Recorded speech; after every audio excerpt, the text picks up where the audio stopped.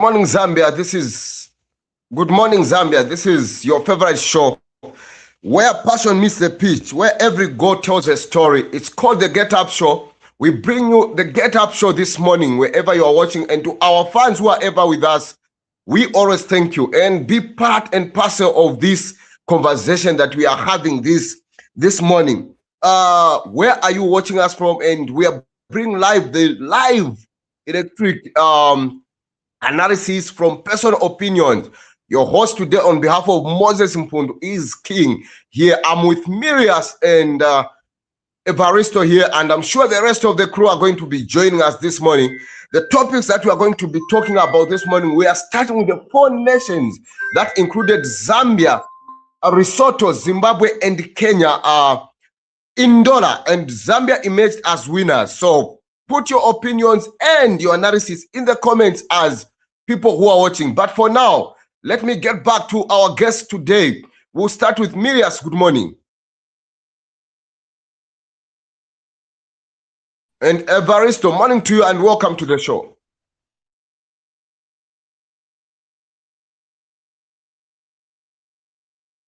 Your mic is muted. Good morning, everyone. Good morning, everyone. Good morning. Welcome to the show. Mirias, welcome and good morning to you. Morning, Kings and Nawi. Welcome to the show, everyone. Thank you very much, and I'm sure Musman and the rest of the crew are going to be joining us today. Our first topic is the 4 nations that Zambia just won against Zimbabwe, 3-0 in the final. We'll start with Tutu, who is Evaristo. Evaristo, what's your comment on the 4 nations that just ended and where Zambia emerged as champions? Good morning, everyone, once more. I think the tournament, the idea of the tournament was a very good initiative. We have to weigh ourselves before going into the WAFCON.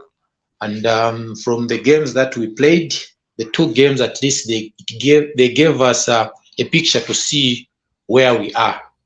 The first game we looked a little bit sluggish. Still a lot of gray areas that needs to be polished, especially the midfield, because I feel like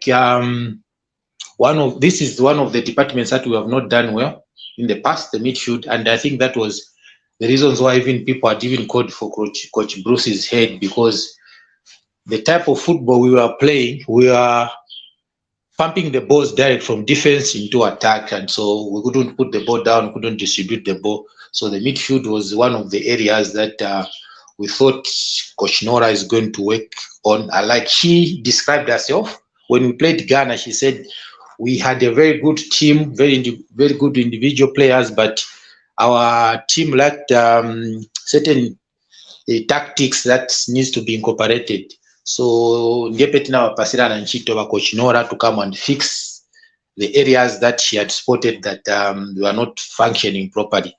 But come back now, I still think she's not steering the ship in the direction that she had promised us to take us. Because for starters, we all call out for Coach Bruce because we got tired of pump the ball to Barbara, pump the ball to Kundananji, and they'll do the chasing.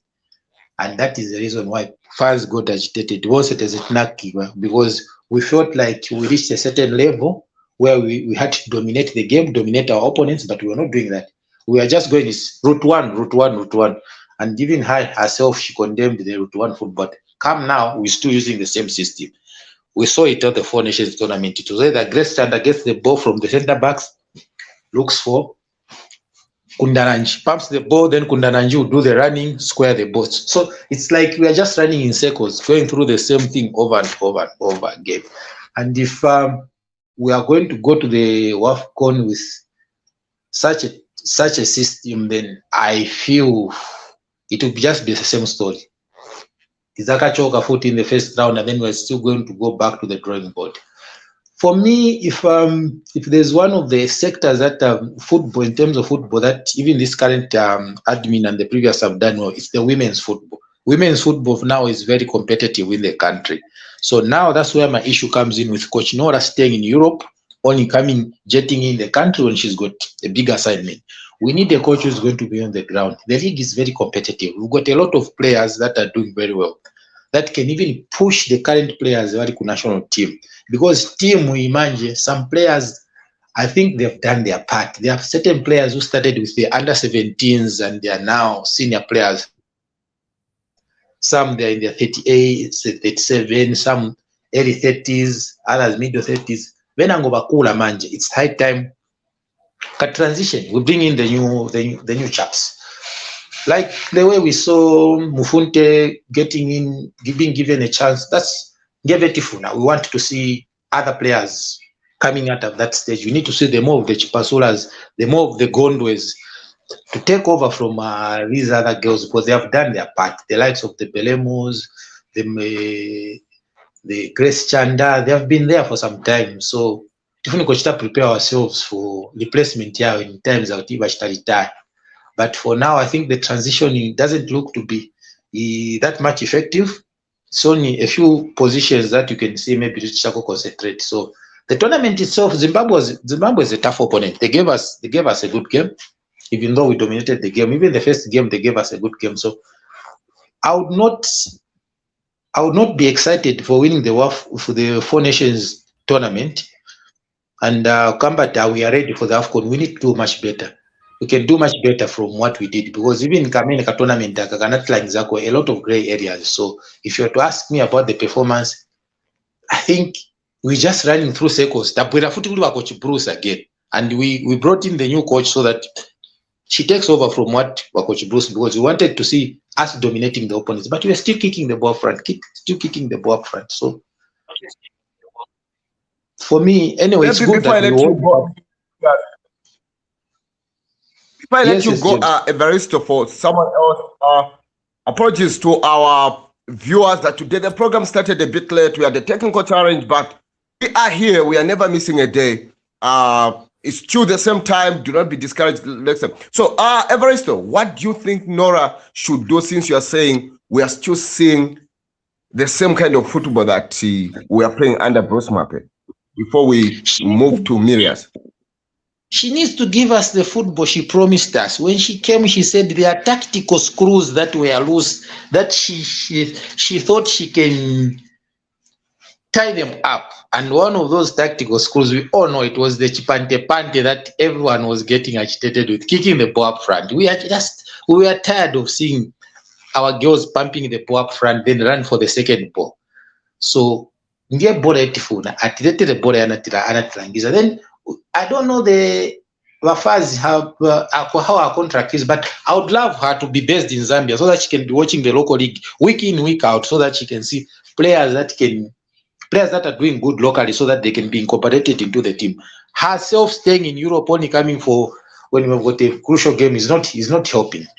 So Achinjama tactics, then let her be on the ground, let her be staying in Zambia so that she can be watching games week in, week out, just like Heavy Reina was doing. So thank you.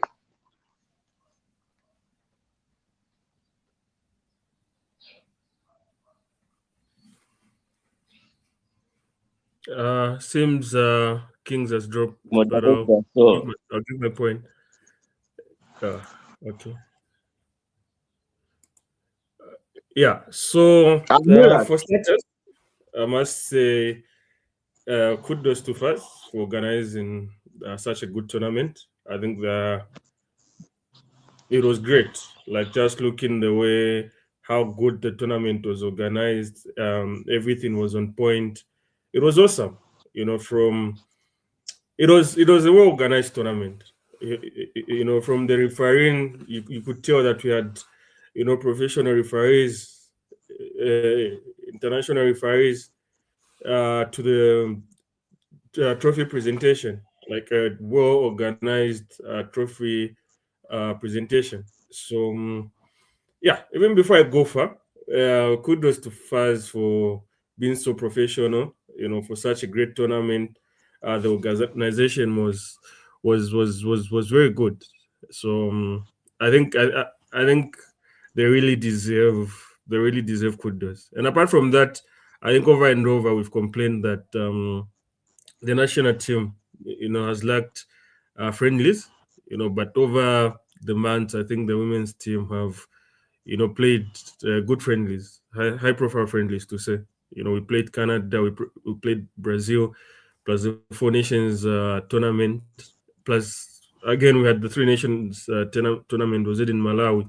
So it's I must say kudos to Faz for, uh, listening to people, or I would say doing the right things, and I must urge them to continue in the same trajectory.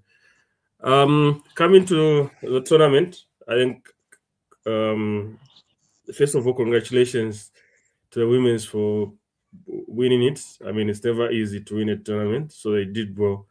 But I think there are a few areas we're supposed to look at. I think firstly,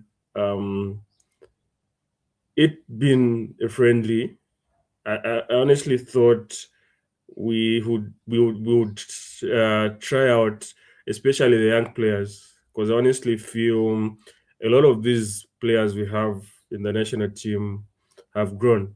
They've reached the twilight of their career, and we need to transition. So for me, I feel the tournament was going to give us a good chance to transition, you know. But I honestly feel if we're going to continue playing the old guys, the Martha Tembos, the Shomos, the Priskas, and ignoring the young ones that are coming, I honestly feel we're going to have a problem. So, not take anything away from the girls, they did well, but I'm thinking we just have to start preparing for the future and for the transitions, because we won't always have these guys, the big guys around. So yeah, we need to start looking at transitioning. You know, coming to the games, I think I was impressed for the first time with Priska Chilufya. Scoring good goals. She came out top scorer in the tournament with 4 goals, and I mean that's what we need from her. It was impressive. Apart from that, I think the goalkeeping department also did well. I mean, we've struggled in that area, so them not conceding in 2 games, I think that was good. So I think it gives us a bit of hope. My problem is the midfield is always our problem. But having Ochumba come back, I think, gives us a bit of life. I'm hoping she can regain full match fitness and just take control. Because what we lack is, I think, the hold up play when it comes to the national team. The defense as well needs a few tweaks. Probably bringing young ones. I don't know why Pauline doesn't play, but I think she has regained her confidence. She's regained her form at ZESCO United. I honestly feel she used to do better back in the days. So I think going forward, we should look at having her back. So yeah, up front, we are okay. I think we've got firepower when it comes up front. And yeah, so in conclusion, it was a good going from the girls, and they did well. But lastly, before I go Kings, I think I need to talk about Nora. You know, I think Nora takes us back, because as we stand, I hear she's gone back to Switzerland. She's not in the country. She's not with the girls, and we are only like a month or so from WAFCON. So now, how is she going to prepare the team? How is she going to understand the players? That's the reason why we always keep playing the same players uh, that are already old or grown. Because Nora doesn't have time to watch the Zambian league. She doesn't have she doesn't spend time with the teams. So how is she going to look at the upcoming players? How is she going to look at the young ones? So I was very sad when I heard Nora is out of the country. I mean, that's taking us for a ride. Like 2 months before the tournament, the coach decides to go back home. Like, what are we doing? Because already the two friendlies were okay. The two friendlies gave her an insight of how the team is, like what she needs to work on, and the like. So if the coach is out, how is she going to work on the gray areas? So I don't know the contract Nora has, but I swear she takes us back.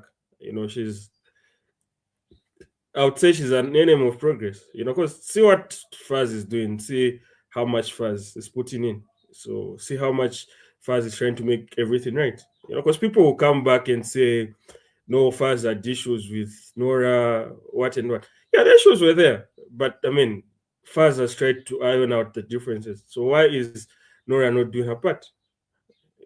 Because if she says she wasn't paid, if Ofaz is owing her, like, what is she? Why is she coming back to Zambia? She obviously would have taken Zambia to FIFA and the like. So if the point is, if Faz is trying to do their part, Nora should do their part, and I mean, make life simple for them. Because I was expecting Nora to be around. So for me, it breaks my heart that she's taking us back. She really is taking us back. So us going to the WAFCON will be disadvantaged because the coach will just show up 2 weeks before the tournament. So how do you prepare the team?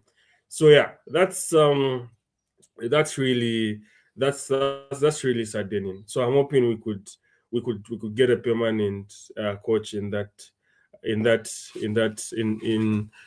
regard. But otherwise Nora is so Nora is so disappointing. And yeah, I think that's my contribution. Thanks, King. Maybe before I let you go and Musman goes, you've mentioned of Nora staying in Europe and rumor that she has left. What would be your suggestion? Like, how can Faz, if this is in the contract, do you think Faz should engage Nora to restructure her contract in terms of that, or there's no possibility? What would you love to see? Yeah, firstly, Kings, I would honestly have to see Nora go, if I'm being honest, because she's an enemy of our football, because Evaristo spoke of instilling a new philosophy in the girls, because what we play is a return football. So Nora promised to come with tic-tac kind of football. So if the coach is not on the ground, how are you going to train these players? How are you going to instill new tactics? How are you going to introduce a new playing approach? So if Nora can't be present, then she should resign, because she's taking us for a ride. Because how are we going to learn new tactics? And that's the reason why we see no changes. The girls are still playing the same football that they used to play under Bruce, because Nora is just not present. So how are you going to teach the girls new things? So if it was up to me, Nora would have been fired, should be fired. But one thing we need to put into consideration is Faz is tied, Kings. I don't think you can restructure a contract halfway unless there's a mutual agreement. But in this case, I don't think mutually Nora would agree to restructure her contract. So I don't know what contract she was given. I don't even know. But what I know is that it disadvantages us. And if us had a way out, they would have fired Nora. I'm very much sure. But what they are scared of is, remember the Asanovic issue where we are still paying $1 million US. So that's one thing that's taking them back from firing Nora. So to answer your question, I don't think that contract can be restructured now. I don't think anything can change, because we're already halfway through the contract. So I think the best way is Nora to resign. Let her resign. if she found another gig in Europe, which we had, she did. So if she's going to help us, let her resign. But in this case, Faz is tied. So for me, I want Nora out. She hasn't really brought anything to our Zambian football. Yeah. Thank you very much. What a fantastic opening contribution from our first two speakers. Now, football is nothing without the fans. And here on the Get Up Show, your voice matter. Keep those comments coming, your opinions and prediction coming in. Do you agree with the analysis? Do you see things different? Which team impressed you during the Four Nations? And what most changes would you like to see? We want to hear from the supporters across Zambia and beyond. This is your platform, your football, your conversation, and your chance to be part of this. So please do not feel shy. Send the comments, questions, and views. Let's keep this going. Musimani, what's your reaction to the tournament, the Four Nations tournament that just ended? I think everyone has given kudos to the Football Association of Zambia for, of course, the initiative to host a Four Nations tournament. I think that's a great initiative. It's not only great for Zambia, but great for the African countries that took part, Zimbabwe, Lesotho, etc. It's great for them that took part. It's great preparation. Look, I called for a change in starting 11. I wanted Nora to try out other players that, since she doesn't live in the country, that she hasn't seen at all. And lo and behold, at least Mufunte, the goalkeeper, came in the second half and showed that she could actually be part of the national team and deserve to be called to the national team. I wish there were more players that were involved that are not regularly involved in the national team. I was very happy that she started with Ochumba in the starting 11. Kudos to the girls on winning the tournament. I still feel the football is very suspect. I'm not a fan of Priska. Priska came in and scored 2 goals, but if you ask me, she's Akali Plank up Priska. She's still a plank. How she makes the national team is still amazing to me. She could score goals. In football is a different, it's a different beast. Maplanga, Malonga, anytime, you get that one day. I remember a British team in Arsenal had Shamak, and Shamak would score, or Sanogo would score a goal here and there, but there were still plangers, which still goes the same to Priska Chilofia. She's also another planger. I don't see any talent, any skill there. I think it's just her physique that brings her to the national team, but there's nothing special that she brings to the national team. I don't think she should be starting at any given point, despite her scoring goals. I think the front three, if you ask me, and if Nora comes in and says she wants to change the system and whatnot, for me, the front three, I think I would still go with Ochumba as the number 9 and put Barbara Banda on the left and Kundananji on the right. I think that would work as a formidable attack. I know Milias came in and said that our attack is just fine. Kundananji, those are excellent players. Of course, you might say it's just fine, but we need to look at the smaller margins and the finer margins of the game. If we look at the right wing, every time, even when Priska is deployed up there, she doesn't do much with the ball. She's actually more terrible with the ball when she's playing that side. I still give kudos as well to Nora, to having a Nachula in the back. I think her physique helps us a lot. We still need to try a lot of players. Players like Memory Intala didn't get a chance to play in this tournament. I wanted to see how she played because King has been raving about how great Memory Intala is and whatnot, but clearly the coach has not seen anything in her. And the coach still keeps keeping the same team that she plays all the time in every game. You see your Margaret Belemu, your Martha Tembo, your Shomo Mwimba. We still need to replace a lot of these players or just have a serious backup for them. I mean, Martha Tembo, I think, would need to also have a serious competition with her. Margaret Belemu needs to have serious competition with her. Our midfield, we need a proper holding midfielder. I don't think we have a proper holding midfielder. Our defense, we can't go to AFCON with this type of football. And, you can't say, people come out and say, why are you criticizing when you won the tournament? But you have to look at the smaller and the finer things and the style of play that was put together. Some are saying, let's go back to Bruce. I advocated for Bruce to go. I still don't want to see Bruce Mwape come back. despite him winning the games, that chipante type of football. But what I want to see, Nora, is us play football. Under Bruce, despite the chipante football, at the WAFCON, the first edition we went to, or the previous edition we went to, we could see a style of play. And that's what we need to see. It could be done by the girls. Aaron and them would argue and say, it depends on the opponent. But look, we played that football against your likes of Nigeria and that WAFCON where we beat them 1-0 and whatnot. So that football can be played. And we just need someone to instill this into the girls. But if you have a coach that doesn't reside in the country, and like people are already saying on this platform that she's already left the country, she's traveled, she's gone back home.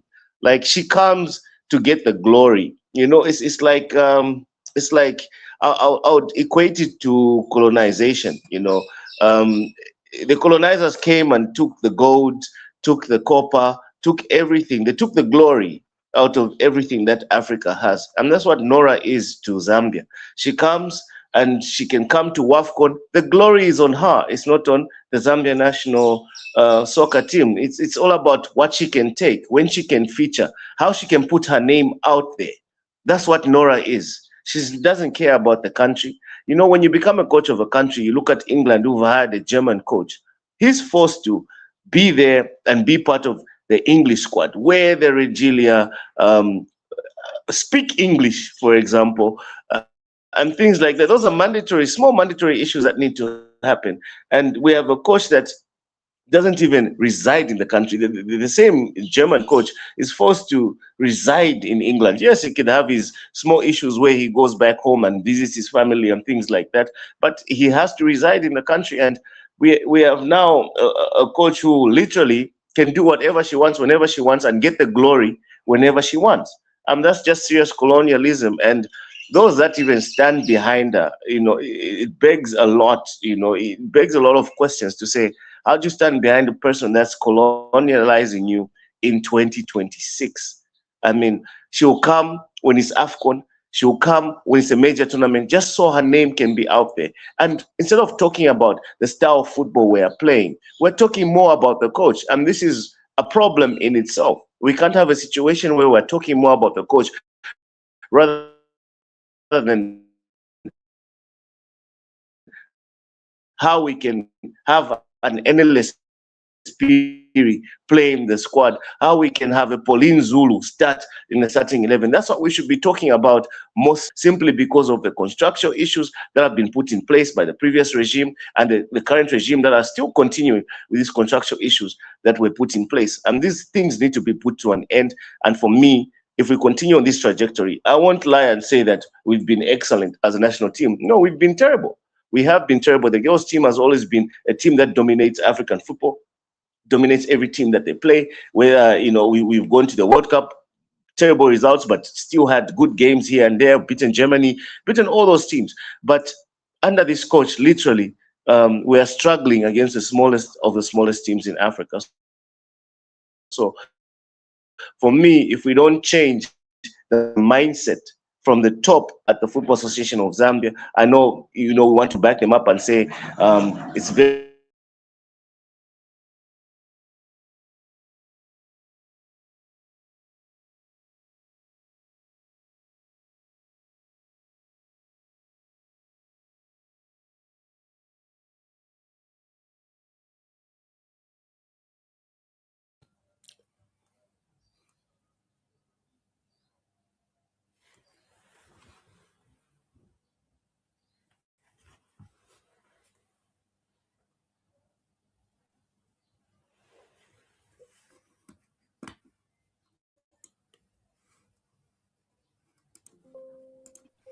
Miriam, are you there? Or it's only me who have stopped getting Musi?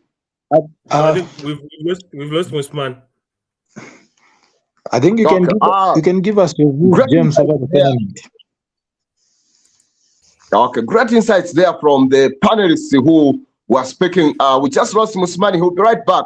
As we prepare to move to our next topic, we want to remind you that this conversation is not just happening in the studio here. It's happening with you, the fans, wherever you're watching from. And keep your comments coming, questions and opinion through this. Do you agree with our guests? Do you have a different view? which points stood out to you this morning? Your voice is important to the Get Up show here. Your Zambia's favorite show. Okay, just to give a little sense on this for me, first of all, great tournament from organized by Zambia FA. So one thing I would love to talk about is a lot of people here, they have spoken it all and they have said it all, what they think, what is their view. But honestly speaking, I think as a nation we have a lot to do. We need a serious backup for the national team. The first game against Kenya, we saw a lot of players being played out of their position. We saw a lot of players, their fitness levels are no longer the same. One of them is Martha Tembo. No doubt, she's a great player, but her fitness level can no longer just allow Martha Tembo to be a starter. And I was wondering why Nora was playing with back five against Zimbabwe, against Kenya. These are teams that Zambia would not struggle, not need 5 defenders in one match and play back five. All those insights, when I look at it, and if I go to my details of each player, how much passes they did and everything, you'll find to say Zimbabwe and Kenya played good football than us, despite us emerging to be champions. But if we are talking of good playing football, so at the end of the day, if Nora is building something, let her be around. She's been there for a long time. So the honeymoon of saying she's building is over. And fans want results out there. Fans want to see people, to see teams that are a team that has dominated Africa at once. So for me,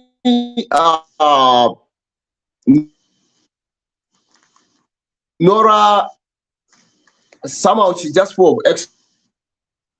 excuses, time for excuses and time for having match. Okay, we won, congratulations. But what I feel this period we have between now and the good part is we have from the sources we have a game against Algeria, because that's where the national team is going to come from. It will be another good test before getting into Morocco. So for me, the Four Nation, the hosting was successful. It was all good. Well done. Kudos to FAS for making such a tournament. So for me, Evaristo, I think that is my view about that. There's someone who have joined us. Welcome to the show. And you found us, we're about to jump in the next topic. And as we are saying, just to remind you, as a fan, your voice is important. It's part of the Get Up show, Zambia's favorite football discussion. So join the debate, challenge the panel, support your team, and let your football knowledge be heard. Don't go anywhere. We've got another exciting topic here. So before we jump into another topic, to the new panelists who have joined us, what's your view within 2 minutes so that we move to the topic? Mr. Mbewe, you're welcome, sir.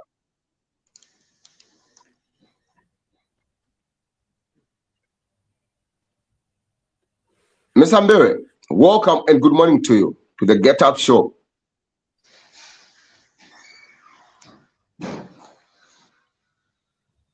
Okay, it seems like Mr.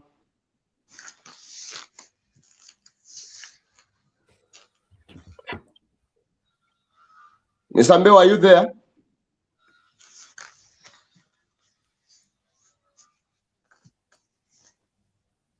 Okay.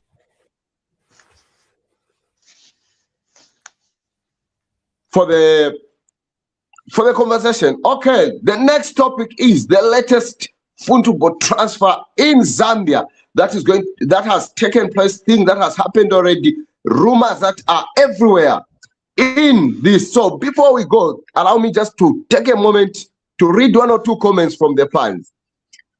How about Kasaba says, this is wonderful, Mr. Bwezan, and good morning, watching from Copa Nation. Lawrence Mlenga, wow, a bit strong. Nelson Musakanya says, Good morning, Musimani. Greetings for Musimani there. David, then there's Ed Zangamo, who says, watching from Chimwemwe Kitwe. Thank you very much. In as much as you're telling us where you're watching from, drop those comments. One Makerere said, good morning, everyone. I'm watching from Kurima Tower bus station. This is one Makerere bus driver, the smartest bus driver in Lusaka, Kurima Tower. Zega for life. Thank you. We are jumping into the next topic now. Keep on those comments coming. Your voice matters. You need to be heard. Tell us what you know. Let us start with Musimani. Okay. Musimani. Ukenda pale imefili kwa. Tumepata mfriendlies. Pasande tukatiana wapo. Okay, Evaristo.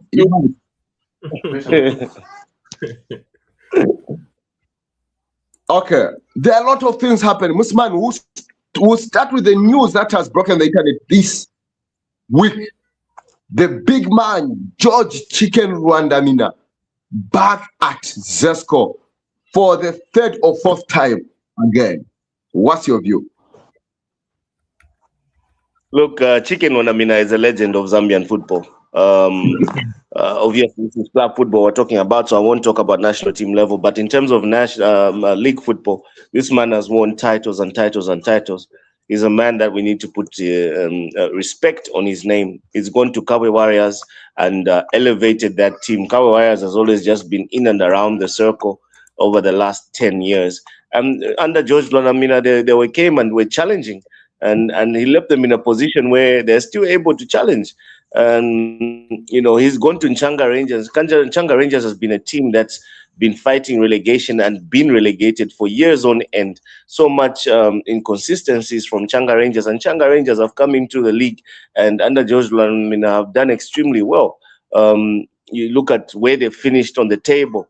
That's kudos to George Lwandamina. I think he's a coach that should have respect to his name. And I think for ZESCO, it's a, you know, I'm very much against recycling of coaches in the local league. I think we've seen all these coaches based on Chambeshi, Lwandamina, Mamba.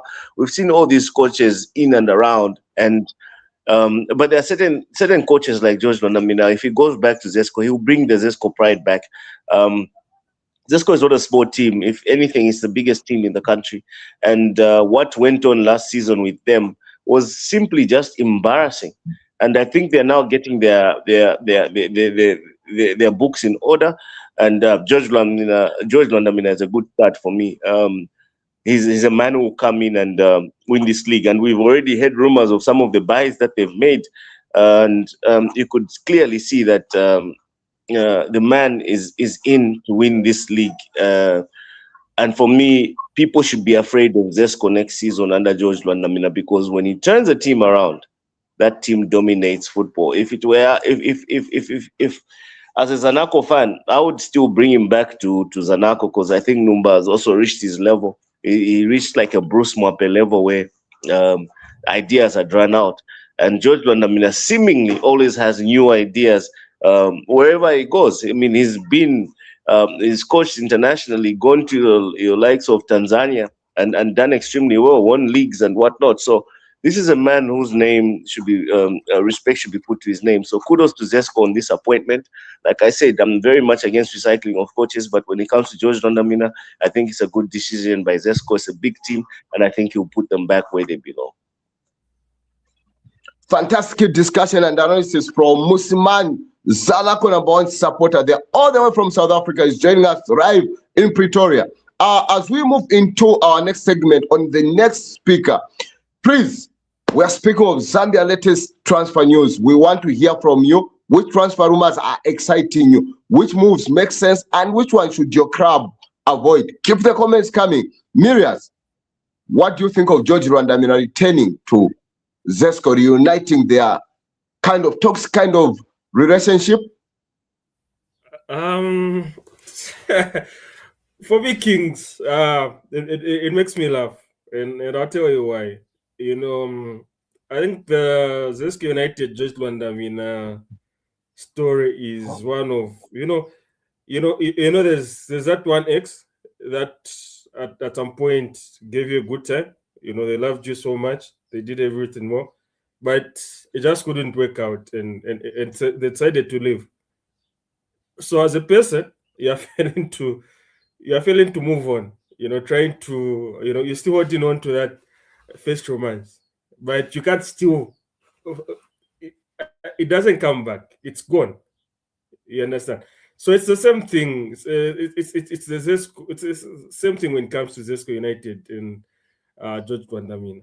In 2016, he did well with ZESCO United. Took them to, was it Champions League semi-finals. They lost to Sundowns. It was a good game. Like, I think they should have lost. Was it narrowly to Sundowns? The one in Zambia went to South Africa. They lost. I remember also beat the Egyptian teams. So then George Lwandamina was on his peak. So this is a gentleman that has really done well for ZESCO United in the past. He's done well. No one can take that away from him. But the question is he going to do it now? Like, football has evolved.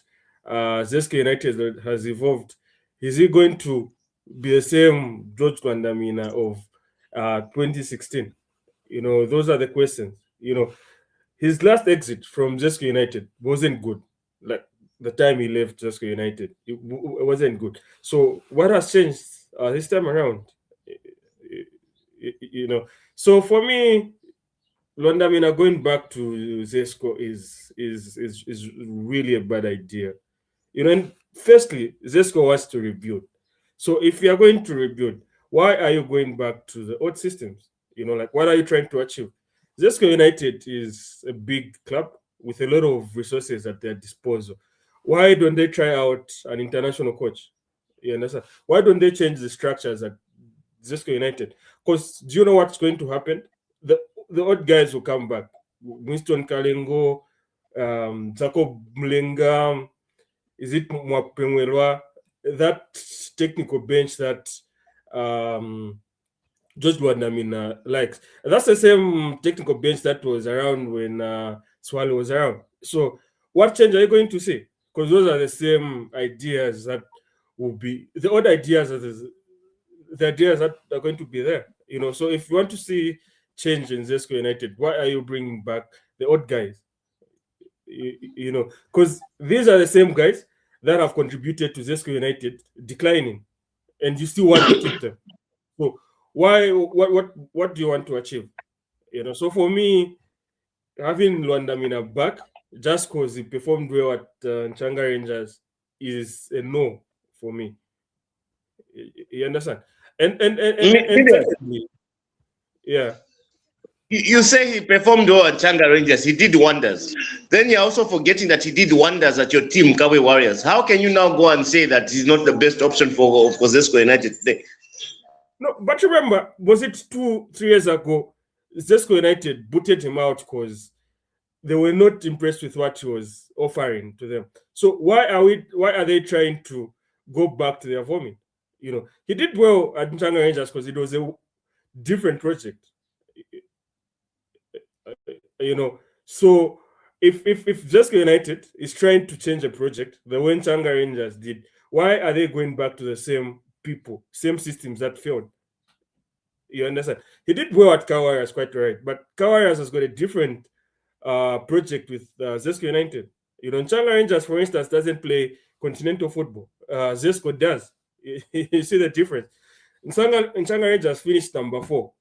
Should be number 4, number 5, and we are saying they did well. But if ZESCO United is going to finish number 5, then that ZESCO United would have failed in that season because ZESCO United is a big club.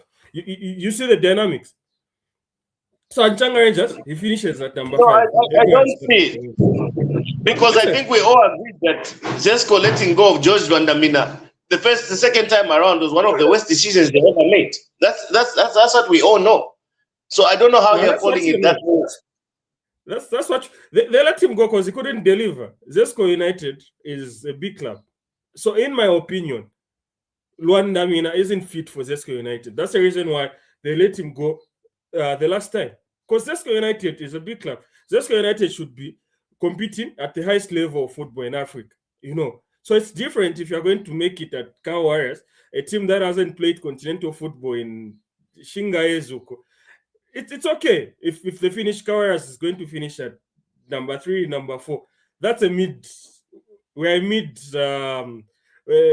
team, you know. Nchanga Rangers finishing at number 4, number 5, and everyone is clapping for Lwandamina. But if you go to ZESCO United, the stakes are high. You know, if ZESCO is going to finish at number 5, people will complain because we want ZESCO United to be number 1. We want ZESCO United to play continental football.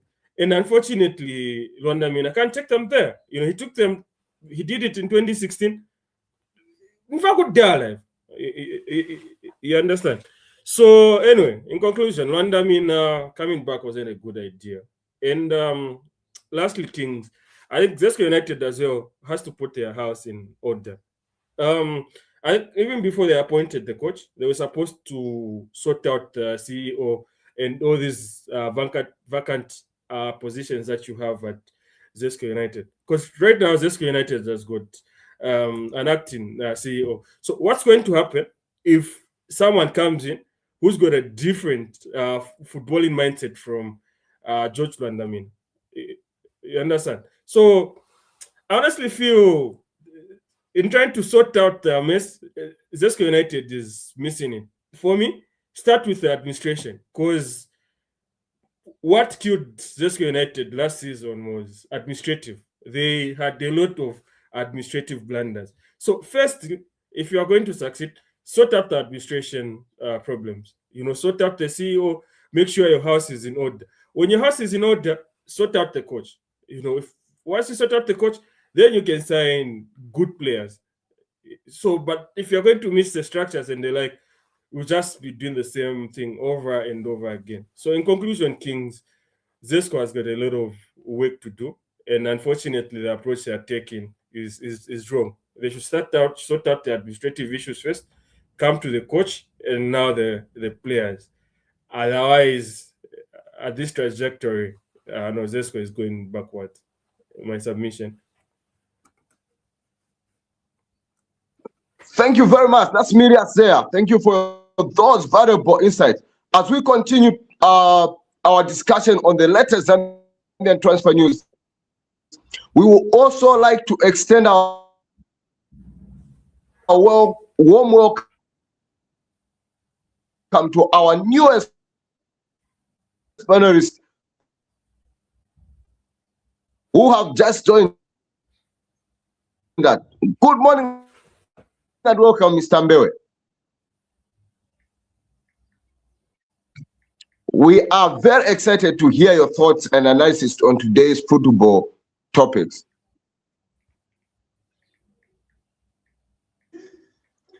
Mr. Mbewe is with Nora. Mr. Mbewe, are you with us?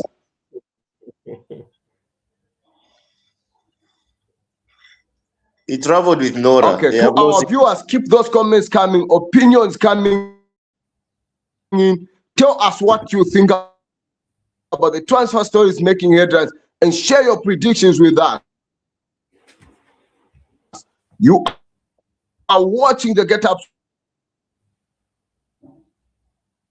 Show. Your Zambia's football. The debate going. So what's your thought on Jet Crab? I think your mic is muted. For me, I think it's anyway, ZESCO has got a lot of problems. The club has got so many things they need to tackle, and I feel like them bringing back Lwandamina was a desperate move. I don't think ZESCO for now needs a George Lwandamina. You know, this is a problem that I have with Zambian clubs. Like, the recycling is just too much. There was a time when Lwandamina left, he went to Kukawe Warriors. ZESCO brought in Numba. Lwandamina was doing good at Kawe Warriors. ZESCO had to bring him back. In fact, they exchanged coaches. Numba went to Warriors. Lwandamina came to ZESCO the last time he came back, and the results were there to see. And the same ZESCO fired him. So it's high time our clubs we start looking for coaches with fresh ideas, because ball imachinja, football is ever evolving. So you find that take nothing away from Lwandamina as a good coach, but I feel like ZESCO needs someone who is someone who is more ambitious, someone who can move the club from where it is and bring it back to where it belonged, because this is not an ordinary club. This is not a middle table club. We're talking about a ZESCO United that used to sit on the table with Mamelodi Sundowns and exchange notes. They could even exchange trips. Off-season, ZESCO would go to South Africa, have a pre-season play friendlies. Mamelodi Sundowns. Sundowns would reciprocate. But look at where Sundowns is now and look where ZESCO United is. So this is a bigger club. So for a club bigger like ZESCO United, they need somebody who is more ambitious, somebody with a track record. I think exploring outside the country wouldn't be a bad idea, because when you look around the pool of coaches in Zambia, it's like I don't know, Gabadi in 16, Gabadi in 20, my coach by they just keep changing, like from this club to that club. This club fires this one, the other club hires him. So it's like the pool of clubs in Zambia is so shallow. So even my coaches, you find that they are so relaxed. Like they know that even if I get fired at club A, it will only just maybe take 4 months. Club B is going to hire me. If club B fires me, club C will be there for me, and so forth. So we seem to be running in circles. So Team Monga ZESCO United, first they need to sort out administrative. They need to sort out the top leadership. Like the saying goes, Bambeo would tell you in Nichewa that when the head is not well, then the rest of the body can't function properly. So ZESCO need to sort out first the top tier management, and then it can boil down to the coach. But where it bring back George, it was just a desperate move. They would have just kept Kalengo, let him just continue, or maybe they could have brought in another person. George has been at ZESCO several times. It's not like it's a birthright for him to coach ZESCO United. No. It's not a person to hold a team. So ZESCO needs. There was a time when they had brought, is it Asanovic? That guy, who was that one? The former TP Mazembe guy. The move never worked, but I like the idea, the direction which the club had gone. Said, okay, let's try out someone outside the country, somebody with a track record. That guy had won trophies with TP Mazembe, so they brought in the guy. Unfortunately, things wouldn't work out. But anyway, that's football. But going forward, my personal opinion, I don't think he's the right guy for the job. They could have explored other options. A lot of young coaches across Africa that can do the job. So it's like a 10 steps forward, 15 backwards. So I doubt. I'm here to see how it's going to unfold. But for me, I was not to the idea of ZESCO bringing back Lwandamina. They could have chose someone else. I think that's my take on the Lwandamina issue.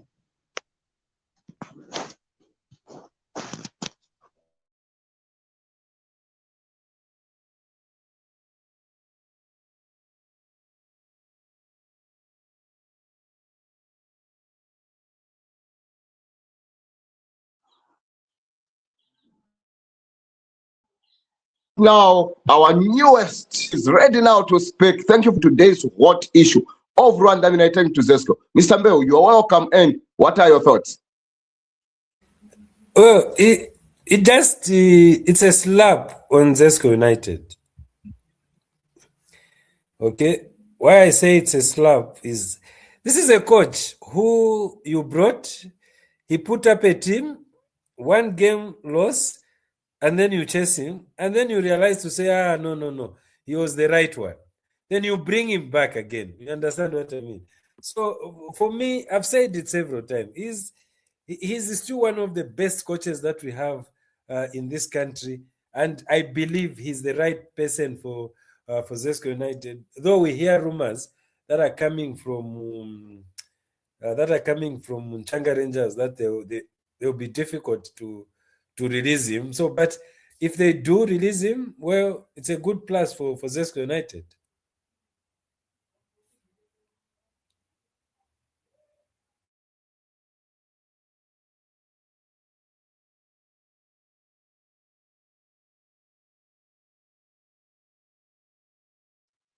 Bozani, and your take on the Four Nations tournament?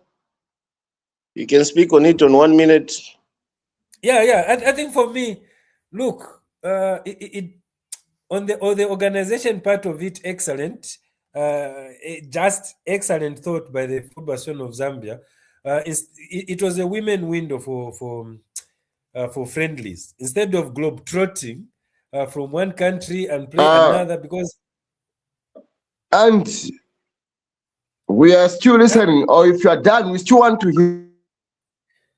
hear what's your thought. I was on the same show. In 2 minutes' time, over the Four Nations tournament.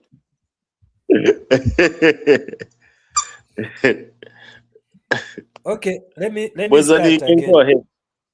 Okay, so let me. I did say it was a very good structural arrangement by the Football Association of Zambia on the field of play. I don't think I'm overexcited about the type of play of the girls. I think we need to still do better. I still think. I know I was attacked on social media. People asking me to praise Coach Nora. It's not like that. And I will repeat it again. Okay? I need Coach Nora in Zambia, not in Switzerland. I need Coach Nora to organize local camps. The national team for women is not breaking camp. If they have, it will be a very short break. They are regrouping. Regrouping for what when the coach has already flown into Switzerland? Those are the issues that I'm asking myself. You understand what I mean? And if people are going to forget about it because Zambia beat Zimbabwe 3-0, then they are delusional. There's a very big problem about it. You are preparing for WAFCON, for God's sake. You are preparing for the biggest tournament on the African continent, and your coach is globetrotting. We are told the team is going to do their final camping in Algeria. The coach won't be there. You are likely to see the coach in Morocco. Coach Nora behaves like she's also a player who has to go back to go and join her team as though she is playing. Okay? This just confirms to say she's running two jobs. Okay? And for me, the Football Association of Zambia, seriously, I thought they had found a knack to actually get in and say, this is it. Okay? It's not possible that this woman is going to have two jobs. One of the jobs is going to suffer. And we know which one is going to suffer because she prefers to be in Europe. Okay? So for me, this is a dent to whatever preparations we are doing because Alubono is the one preparing that team. Now, you can see, and this is what I always talk about, see the Zimbabwe game and see what the young girls brought into that game. And I say, if Nora was in Zambia, like what the coaches should actually be doing, she would have discovered for herself these players, because at this stage, it is actually not possible for Halubono to wake up today and tell Coach Nora to say, yes, there's this one, there's this one. Nora is also very difficult to work like that. You understand? So I think for me, I know maybe it is tying up to contracts or whatsoever, but I can even sense that the Football Association of Zambia can't wait for this contract to be done as well. So for me, those are my views. Generally speaking, a very good preparation, but I think we are being disserviced by the structure of Coach Nora's working culture. Thank you very much. The fans are speaking and the Football Nation is listening. Let's just read some few comments from the fans here. We've seen Mayamba Kapusa says, good morning. The only team manager in Mansa from Mansa United. The Four Nations tournament was successful, and I hope Coach Nora has learned a lot of it. Chicken George has won titles, yes, but I don't see him successful at ZESCO. Reason being, the big man time is gone to manage such a big team. Zega for life, Mansa United club making headlines in Wapura after hosting the first ever Crab Gala in Wapura. Okay, thank you very much there. Then Trevor, there is Piriwa that says, Simon Jr. from the friendly city, Zega, Liverpool and FCB for life. We warmly welcome back King George. Okay, those are some of the few comments that have just come in. Just to ask Mr. Mbewe before we jump into the final topic for the day. Mr. Mbewe, what do you think, how do you think this issue of Nora can be resolved? Well, I think the big problem is that I think Faz has accepted that this is the way she wants to work.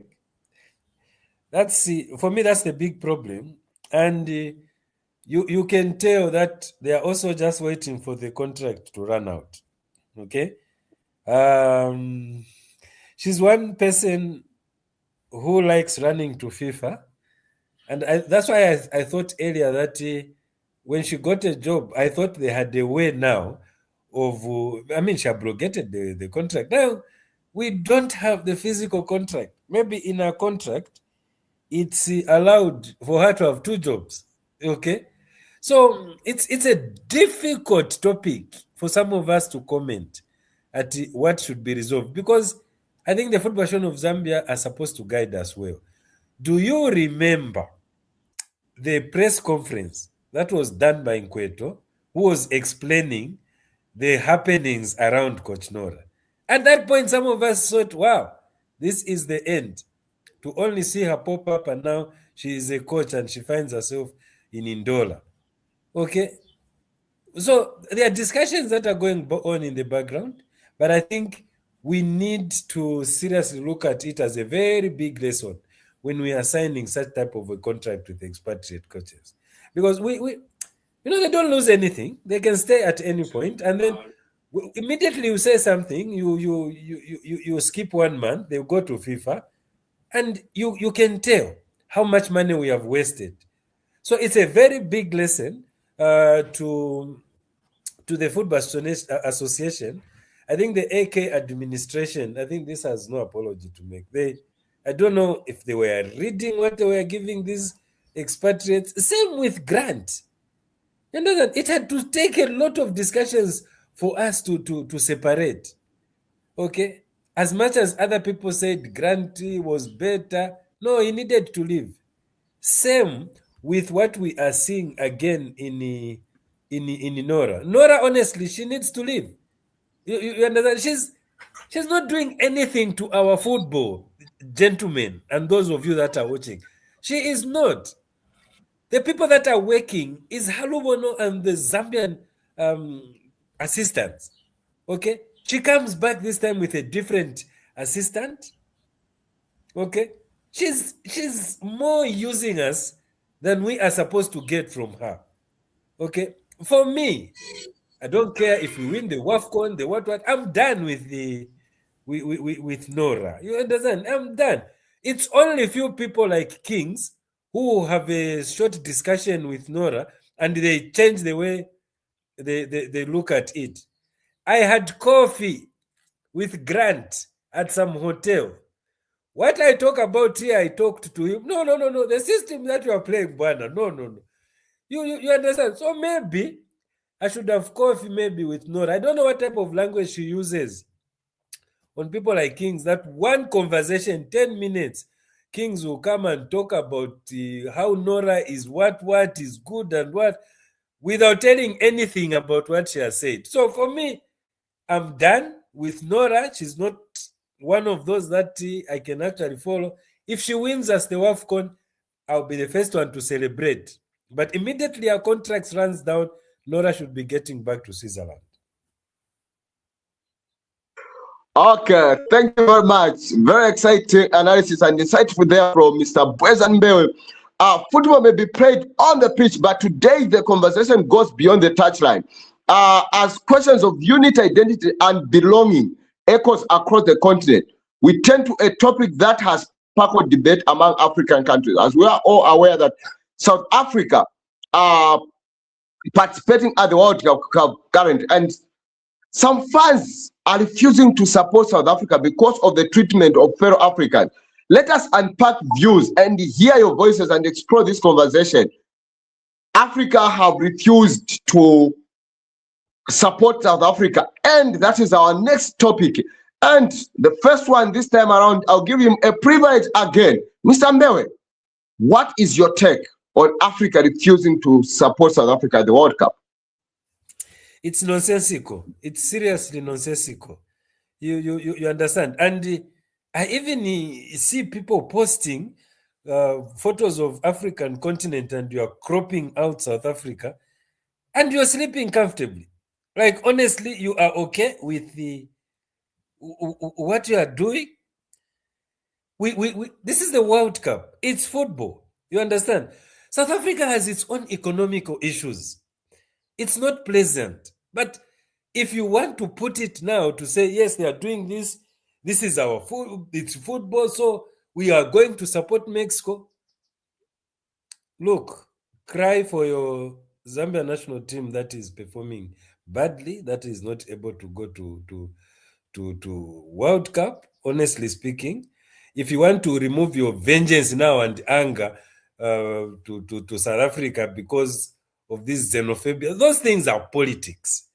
You know, those are world politics. And I think when it comes to football, honestly speaking, we will need to, for me personally, I don't know about others, I was supporting South Africa that day, okay? And the only funny thing was I saw Benny McCarthy in the studio, well shocked of whatever was going on with his team. It was a very poor performance. And you know, what we shouldn't forget is that those players are seriously affected. You go to social media, your own continent has actually turned against you, okay, for illegal immigrants that have walked into their country and they want them out. You understand? I may not have the full details of whatever, but that is what is there, okay? And on this show, there's one of us who is that side, okay? He's on the show right now. Okay, I don't think it's as bad as we are painting it. Of course, Musman may be it may not be a very favorite topic for him. You understand what I mean? This time around, but whatever is going to say, I'm interested to listen to it. But what I would have loved is, let's separate politics from football. Okay, let's separate. Look at the goalkeeper, the way he just came out and lamented, seeking support from Africa. And we are okay with it, and we are making fun of it. Okay? These are the things that we should be getting into politics, talk to politics to sort out whatever is happening to. But when it comes to football, we've forgotten to say we call this as a unifier, we call this as a game. We can still use the same football. We've seen it in the past. We've seen it in the past where the same football is able to erase whatever is happening in the political arena. But if we are also, as football fans now, jumping on that, we are making things worse. So I will repeat, I'm not part of those people that are cropping South Africa out of the African map. And I'm hoping we can actually look at it in a football way and see. Because let me tell you one thing. There's Gampani Lungu, who has joined Orlando Pirates. Okay? And all of a sudden, South Africans, the big problem that they have are also their emotion. Do you know, because of what is going on, they see what is going on. Gampani may actually start getting problems there, and you may actually be chucked out. Okay? Because they're reactive as well. For me, I think it's a very sad moment to see, and I don't think we should live like this as African, especially when we talk about the football aspect. Thank you. Ladies and gentlemen, the conversation continues here on your favorite show. The World Cup is meant to unite nations, but today some fans say football cannot be separated from what happens beyond the pitch. As South Africa carries Africa's hope on the world stage, a question echoes across the continent. Should football stand above politics and social tensions, or do the issue of the field influence who we support? It's sensitive and important conversation. We want to hear from you across Africa. Keep the comments coming. Milias, what's your reaction to this? Should Africa support South Africa? Yeah, thanks, Kings. For starters, I don't think politics and football should mix. I think they should never mix. That's the reason why FIFA doesn't allow politics in football. You know, I think the two should never mix. And if at any point they meet, like right now, I honestly think football should take precedence because football unites. You know, this is a game that unites us. You know, this is a game that brings us together. You know, this is a game that has brought USA and Iran in one place. You know, something that hasn't happened in a long time. So football is a uniting factor, and I honestly feel politics shouldn't destroy it. You know, but if I'm going to speak as a patriot, if I'm going to speak as an African, and if I'm going to speak as a person that believes in Ubuntu, I I honestly, I honestly also understand why a lot of Africans are not supporting South Africa. You understand? Quite right. This issue of illegal immigrant is a big thing, you know. But these are our brothers. You understand? I'm in coma. You know, if you go to Malawi, you're going to find Nkoma. You know, we've got Zulus in here. You go to South Africa, you're going to find a Zulu. You know, if your brother is looking for bread, you know, your brother is looking for ends meat. Why are you going to kill them? You understand? You know, these Africans are not even the ones that are taking a majority share of South Africa's economy. It's a white people. It's a Boers. You know, I think the blacks in South Africa only control 20% of the economy. You know, if we're going to fight, let's fight the colonizers. You know, why are you going to fight your fellow African? Why am I going to fight a brother from Zimbabwe? This is my brother. This is a person who speaks the same language. You know, so why should I fight a brother from Zimbabwe and leave a brewer from Scandinavia? It honestly just doesn't sit well with me, you know. So for me, I never thought a time would come when I don't support South Africa. Those that are close to me know how much I love South Africa, how much I love their language, how much I love their football. You know, the 2010 World Cup, they gave us the best World Cup. But what's happening now, Kings, is just uncalled for. Why are you going to kill your African brother? You understand? So for me, I'm one of the few Africans that did not support them. I'm one of the few Africans that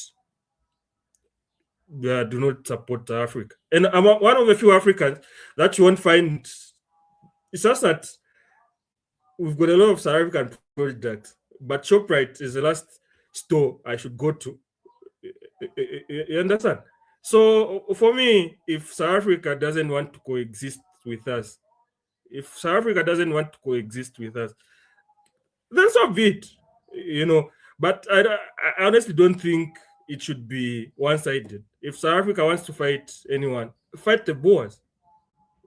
don't fight a poor guy from Malawi who's just selling vegetables per street. That's your brother trying to make an ends meet.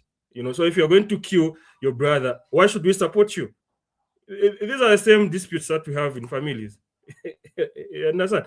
So for me, I totally agree with the rest of Africa. I totally sympathize with my Zimbabwean, my brothers from Zimbabwe, my brothers from Malawi, you know, my extended brothers from Nigeria, you know, my good people of Ghana. Those are the people that I stand with. I actually won't stand with xenophobic people. I won't stand with someone who's going to humiliate my brother from South Africa, from Malawi. It just doesn't sit well with me. I won't stand with someone who's going to kill someone from Zimbabwe, because Zimbabweans are my brothers. We are the same people. You understand? If you look at Musman, you look at South Africa, you don't even tell a difference. But if you look at a Boer and you look at South Africa, the difference is there. So why should you kill your brother and leave a foreigner? So I totally agree with what's happening. My contribution, the Kings. Wow, opinions there.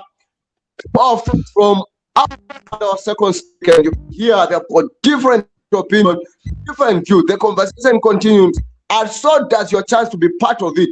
Keep those comments coming in. We want to hear your views, your questions, your perception of this topic. Now let's turn to attention to our next guest as we continue discussing this topic. Evaristo, tell us, are your thoughts? Should what's happening in South Africa be part of the world?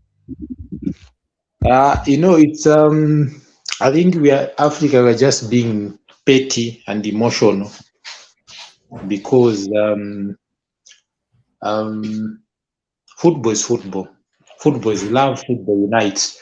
So I don't see a reason why people, there's this so-called Ubuntu. Yes, the Ubuntu is there, but within the Ubuntu, they have to be Malamulo.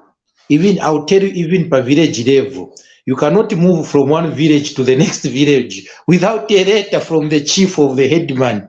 They will write you a letter that Musman nafuma achoka pamuzi pabwezani. There's a reason why they write, because they want to know the track where you are coming from. Who is this guy who is coming into our village? Because maybe anapaya muntu anapanga mulando and then he wants to come and run away. So now, if at village level there are certain rules in terms of movements being regulated at village level, why can there be rules being regulated at the continental level?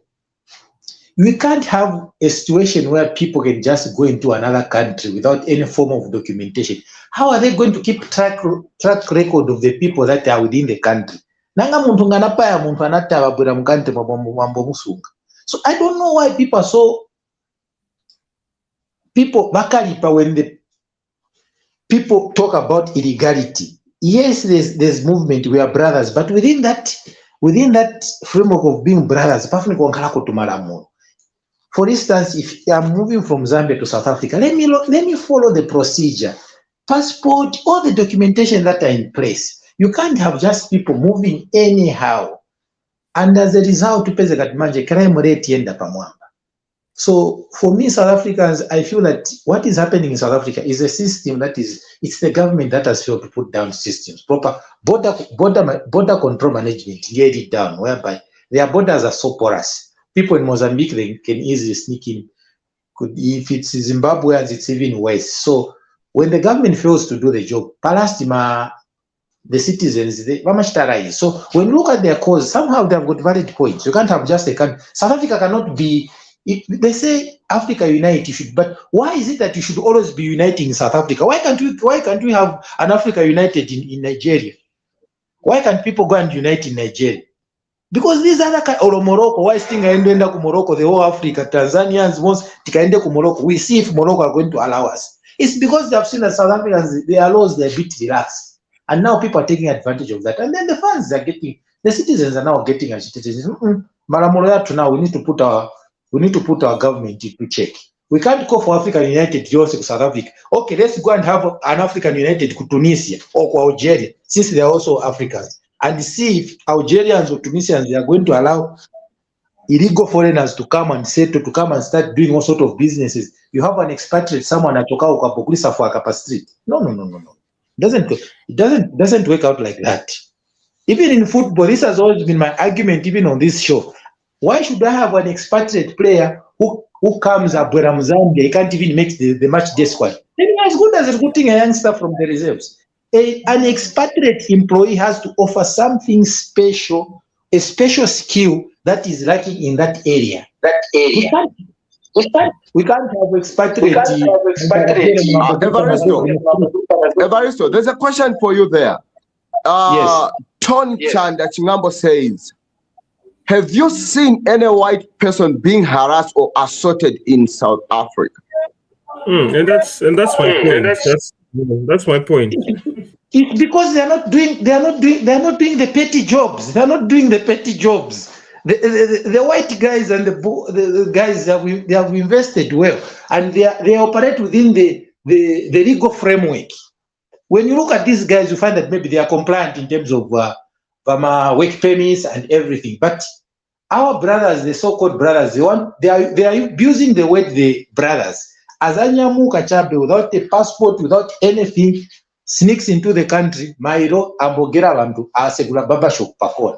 So it's about just compliance. It's about following the rules and the regulations of the country. So variation na question anymore.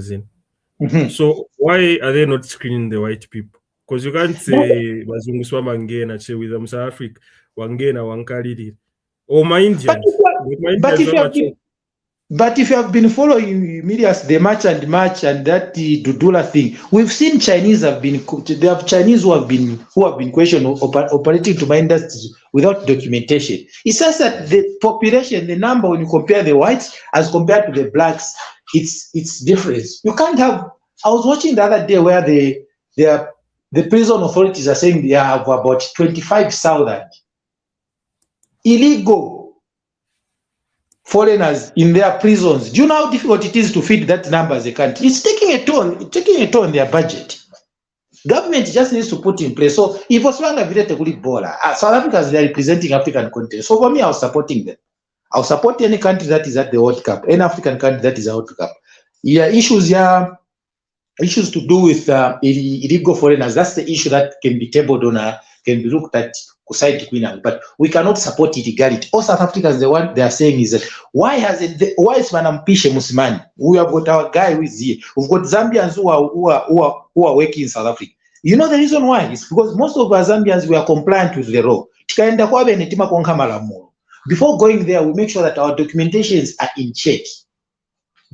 So all they are asking for is that come here in South Africa with the right documents. Not that Wajumpa Lipompo River, Wajumpa Wayam National Park, Mozambique, you pass through the game reserve, and then tomorrow you go and start selling ice cream. No, it doesn't work out like that. Each and every country has got rules and regulations. And it's high time people start respecting other people's rules and regulations. Why is Siba in Davantwambidi, Morocco, or Tunisia, or any of those Arab? They've got strict border control management systems. So, hating on South Africa just because they're trying to put their house in order, if Terek and Abubola, no, that's just being petty. I was not part of that, part of a group of people who are trying to sway the whole African continent so that we start hating our brothers in South Africa for trying to put their house in order. No. They're just trying to do their own homework. But when it comes to football, I'll support them. And I'll still support them. I'll support any country that is representing Africa at the World Cup. Thank you very much. Thank you very much. Another thought-provoking contribution from our third speaker, Evaristo, there. As we prepare to hear from our final guest, the conversation is far from over. Keep your comments coming. We want to know where you stand on this important question. Should politics and social influence support in football, or should the game unite us beyond the differences? Share your views. We are now welcoming our fourth and final speaker, Mr. Musimani. He is right in South Africa. Very, very hardcore Zanaco supporter. Mr. Musimani, what's your view? Should politics and social activities influence our support in football over South Africa issue at the World Cup in Canada, America, and Mexico? I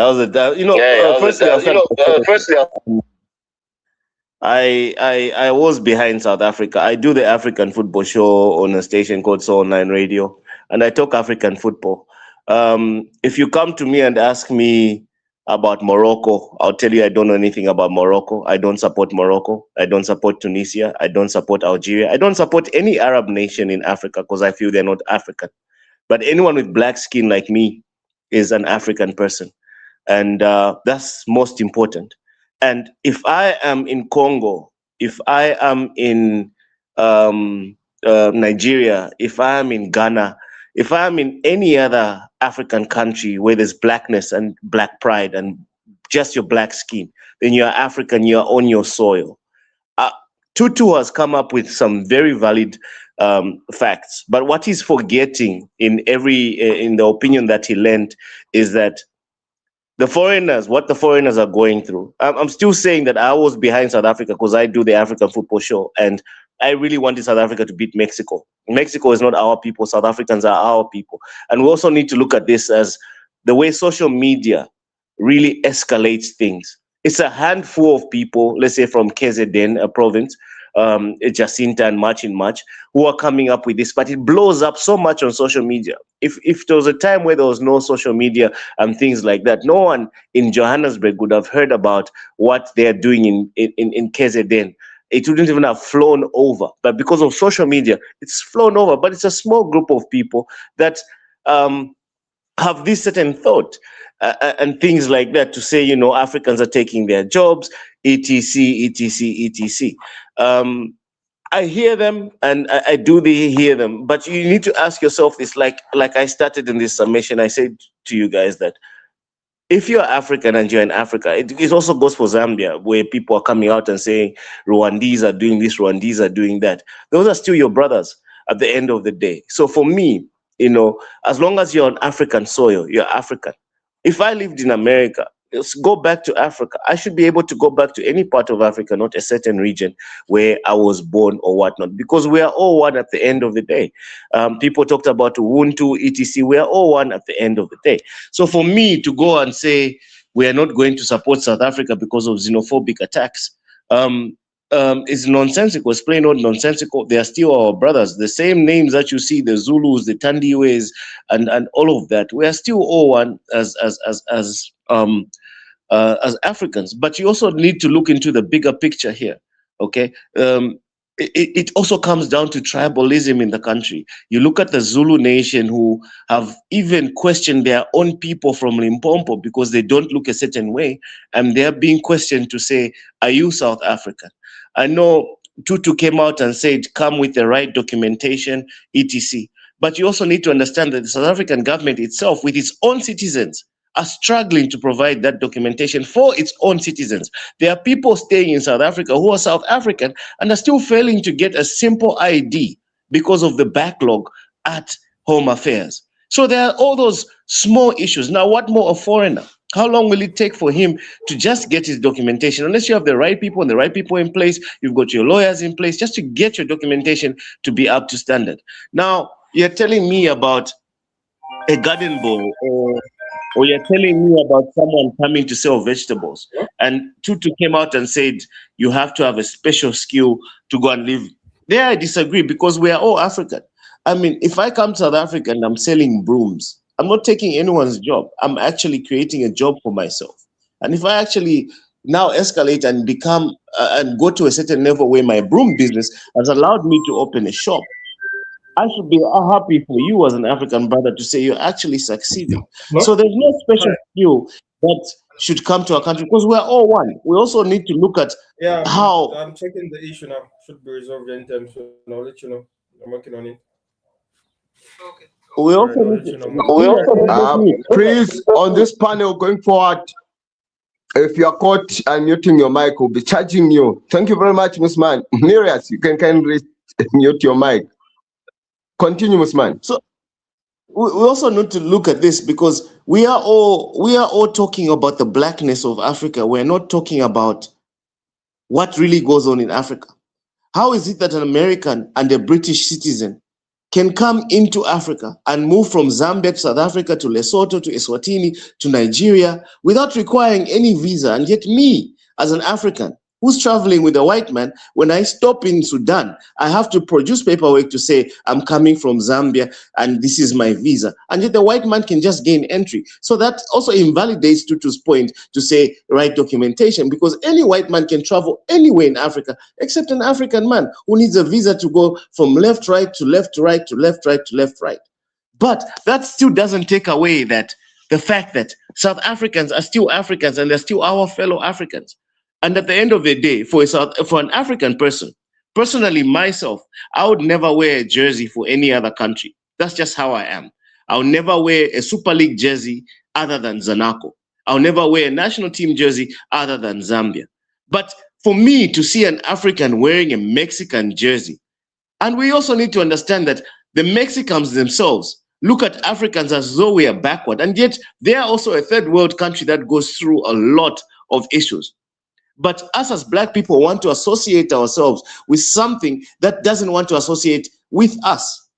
And you bring it back to South Africa and say, South Africa also doesn't want to associate with us. No, that's not the case. It's a handful of illiterate people, illiterate, nonsensical people who are coming up with these ideas. And at the end of the day, if you continue and feed into that notion to say that let's see what those South Africans are doing and let's go against them. If we as Africans continue to feed into that notion to agree with the nonsensical behavior that a small handful group of people are doing, then Africa is doomed if we continue to think in that trajectory. For me, for one, not to support South Africa at the World Cup tournament, a very big tournament, the biggest tournament in the world, the biggest sport in the world, for one not to go and support your fellow African goes to show that you're also feeding into the notion that we should hate each other as Africans. And Zambians should not come out here, the Miliases and them, and pretend as though we are holier than thou. We as Zambians ourselves have been coming out and protesting against Rwandese, silently protesting against Rwandese, saying they should leave our country.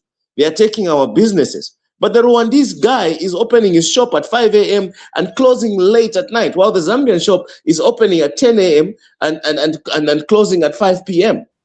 Where are the Zambians going to go? Let me catch you. No. Let me finish. No, you can come and counter what I'm saying. No, but yeah, let me defend myself, because you're saying I'm against Rwandese.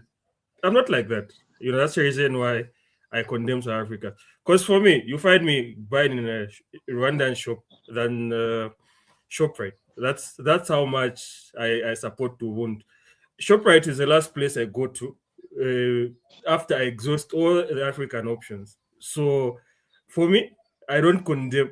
I can never condemn an African brother coming to Zambia just trying to find an end meet or just trying to find bread. No, that can never be me, because I understand. Legally, medias legally, legal. The way the legal. I think there are better ways of doing it than killing my brother. But our immigrations just last month, we caught about 300 Somalis. There was a crackdown. Are we killing them? Are we killing our brothers? Don't kill your brother because I'm the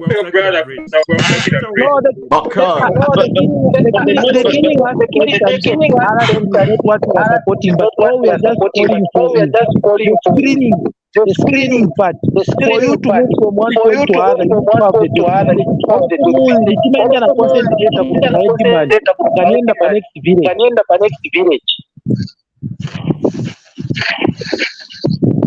Okay, ladies and gentlemen, exciting conversations and debates there.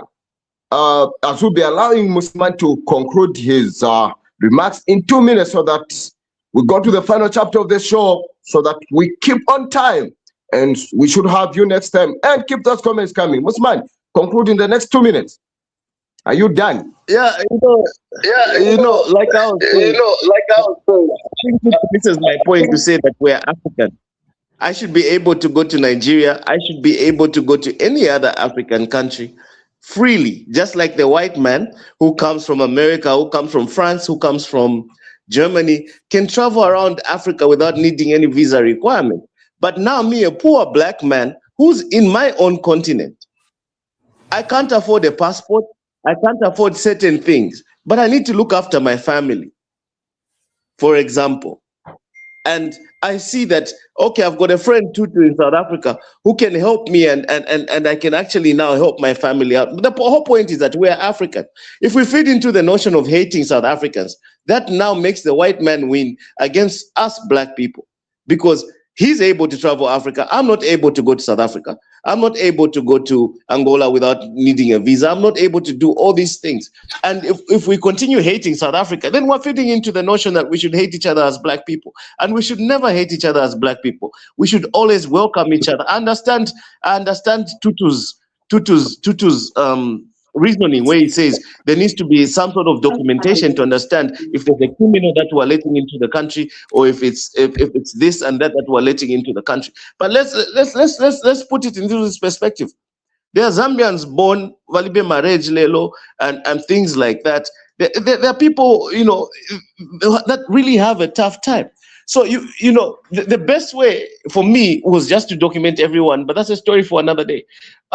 At the end of the day, there are people born without documentation. It's very hard for them to get documentation in our own country and things like that. But they have lived in the country. They have always been part of the country. I've got Tanzanian friends who were born in Zambia and still, and yet we are here as black people, okay with the white man having documentation. And let's get this notion off to say that all white people that come to Africa have documentation. There are people in Cape Town today who are failing to have documentation. There are stories of them trying to take over Cape Town and saying that, you know, they should now recolonize Cape Town. No one is going to attack the white man in Cape Town for coming out with statements to say that they should recolonize Cape Town because it's such a beautiful place and that's where white people should be. No one is going out there to say, let's go and fight them. The whole point of this is that I understand Africans' anger. I understand the anger, because the anger should be not towards black man, but it should be towards all foreigners in Africa. And when I say all foreigners, it means everyone that's not black is a foreigner in Africa. And those are the people who should be attacked. So I understand Africans saying they're not going to support South Africa, but that should not be the case, because if we continue thinking like that, then we will not move forward as an African country. To coming to your point to say you should be documented and things like that, I agree with you to some extent, but everyone who's documented, I cannot go to a government hospital today in South Africa despite having full documentation. I cannot go to a government hospital without being, there was a point where documented people were being attacked at hospitals because they're saying, why are you coming to our hospitals? But you're documented, you're a resident of South Africa, you've been given your paperwork. So it doesn't matter with this same small group of illiterate people that are attacking foreigners. This same small group, don't take them seriously, but they are also attacking people that are documented. So we also need to put that into perspective to say, they're also attacking people that are documented. So a lot of African countries are also very upset with that behavior, but to put on a Mexican jersey and not support your fellow African brother, there I disagree. So for me, I was supporting South Africa, and this is bigger than what it is, and football is supposed to unite everyone at the end of the day. So Mexico instead of supporting South Africa. I would understand if you didn't support Morocco, Tunisia, Algeria, because every time we praise, you don't praise Africa. You don't praise Africa. I'm here to support here as Africa. Morocco is representing us in Africa. No, Morocco are not representing us. Algeria are not representing us. Tunisia are not representing us. The only country representing us are the black nations playing World Cup. Ladies and gentlemen, just maybe my 2 cents over this issue. My belief is football is a unifying factor. So it's like home. You can have brothers, because your brother have messed up. When they're fighting with an outsider, you cannot start supporting an outsider because you had an issue with your brother in the house. So South Africa these are our brothers who are misbehaving. What they are doing is not right. And just to make clearance to Tutu is actually the deadline is 3rd of June. Whether documented or not, as long as you're not South African, you've been given time to leave. No, So just a point of correction. Point of correction, James, before you mislead the public. That deadline was just set by Jacinta, March and March, and that other guy. The government is on strong, firm ground. The president yeah, addressed no, the I'm nation. saying, listen, I'm talking of people who are attacking people. Because it's not every South African who is attacking people. It's just a group of people who have come up who are attacking people. So the people who are attacking people, they're not only attacking people who are not documented. And the deadline is not only for people who are there illegal. It's for every person. They are saying they want to fix their own nation. Everyone should go, which should not be the case. But when it comes to this, is what South Africa doing right? The answer is no. But because South Africa has misbehaved, it doesn't mean when they are fighting with the outside continents, we should support them. It's like in the house. Your brother messes up, you fight, you are the fight, maybe injured you, hate you emotional. But when an outsider comes to attack your brother, you're not going to support an outsider over your brother. Despite the weakness of South Africa, the nonsensical thing that South Africa are doing, we are still Africans. They are still our brothers. If we want to punish South Africa in such a moment, there's AFCON coming, there's WAFCON coming within our continent. We can say, okay, let's support Ghana because Ghana was victimized. But if you're going to support Mexico over South Africa because your brother messed up, it doesn't make sense for me. It's like supporting an outsider over my brother because you had a fight with my brother inside the house. No matter how the fight we can have in the house, I'll still, if there's a need comes to support my brother out there, I'll still come out to support. But am I going to condemn the behavior of my brother in the house? Of course, 100% what South Africa is doing is wrong. You cannot, you wanted to ask something, is it media so tutu? Yeah, so Kings, what you're basically saying is that if your brother kills someone, you're still going to support them because they're your brother. And yet they've committed a crime like you. You're not getting my point. We're not getting my point. I said, when the law thing comes in to handle him, I'll condemn the act, not because it's the right thing, and I'm not supporting the behavior of South Africa. But if someone comes unlawfully to attack my brother, I'll defend him. We're going to fight back, but after that, I'll still tell him and say, what you have done is wrong. If the law calls for it, you are going in. I cannot defend you from the law.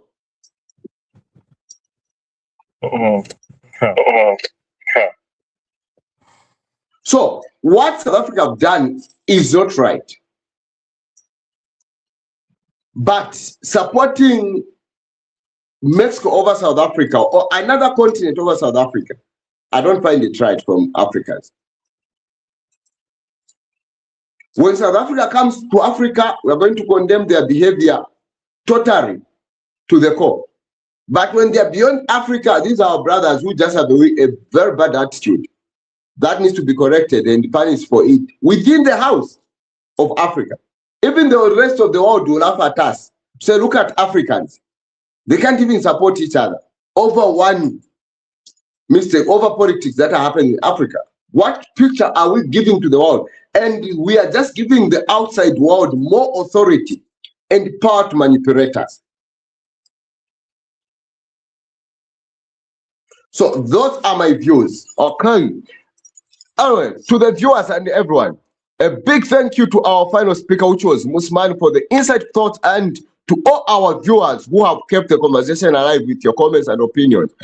Before we wrap up today's show, I would like to throw it back to the panels of my three important guys here. We are four. Wizan has gone out, but I think he will be back. Is there any other football topic or issue or development you'd like to briefly touch on before we cross? And to our viewers, keep the comments coming in. Your voice is what makes the conversation special. The floor is open. Please, people on the panel, Any other news that you'd love us to touch before we go?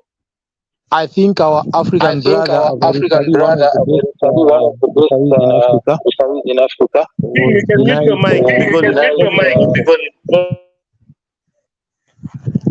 there was an issue. I think that we can talk about the issue of that referee from Somalia, one of the best African referees who was denied entry into America by virtue of being Somalian. We know the Donald Trump's government, their strong stance on Somalians. So it was something that we would have loved to see one of our best referees officiate at the World Cup. But unfortunately, it won't happen. The guy went back home. But I think UEFA stepped in. I think he's been accorded an opportunity. I think he's the one who's going to officiate the Aston Villa versus PSG, the Super Cup, the UEFA Super Cup. But would have loved to see that guy at the world big stage because he's a top referee in Africa. So I thought maybe it's one of the issues that maybe we feel like maybe we could have talked about it. Do we feel like FIFA, did they protect him? Not only the referees, we've seen top journalists in Africa from other countries who have also been denied visas going to America. So is this did FIFA do a due diligence? Are these not some of the issues that they could have looked into prior to the tournament? Because pamanje mpeze kati journalists anyamuka pamuchita deny entry. You know how America is in terms of allowing people to get into their country. So it was unfortunate to see the best African referee. So I would love to hear what you guys, what your views for the issue of that African referee was.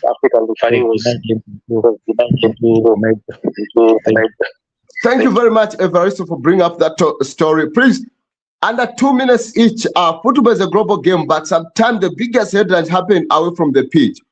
The issue of Somalian referee who was reported being denied entry to the United States ahead of the World Cup has sparked a lot of debate, raised many questions across what does this mean for the game? Was the decision justified, or does it send the wrong message about football spirit, inclusion, and unity, especially from FIFA? We want to hear from you.